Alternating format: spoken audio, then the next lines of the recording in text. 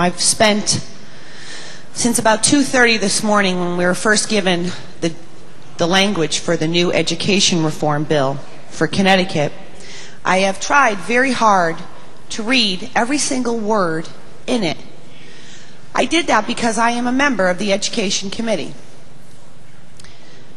You would think that a member of the Education Committee would have actually had a chance to see the language more than 24 hours before the bill actually came out on the House floor. But that sadly was not the case. And even though I am a freshman legislator, I have been in elected office in my community. And I've been in the minority, and I've been in the majority. And never have I ever been involved in a situation where legislation wasn't shared with either side, where people didn't work together to produce something that was for all the residents in their communities. I like a lot of this legislation. I spent a lot of time since we first had our first 2 days of public hearings meeting with the teachers in my district. Not once, not twice, not 3 times. I would say at least 10 different times. Met with teachers from all over the town of Fairfield.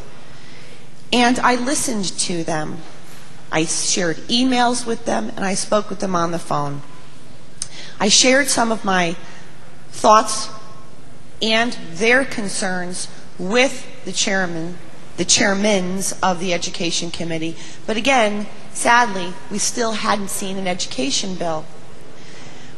Most of what I'm reading here, I do like. I do like that the most controversial parts of the bill have been put into pilot programs so we can at least study them and have an opportunity to see how they work. Education is a very important issue to me. It's what propelled me into public service. Standing up for children who didn't have a voice in a lower income area in my town, because I felt it was vitally important that someone stand up for them. And that very act was what propelled me into public service. Education of children is so important to me that I've been involved because of it. So I am, again, disappointed that we couldn't all, those of us, especially on the Education Committee, couldn't be more involved with this bill. And I do hope that in the future, major legislation that affects everyone in the state isn't brought out in the dark of night with little time for people to have a real look at it.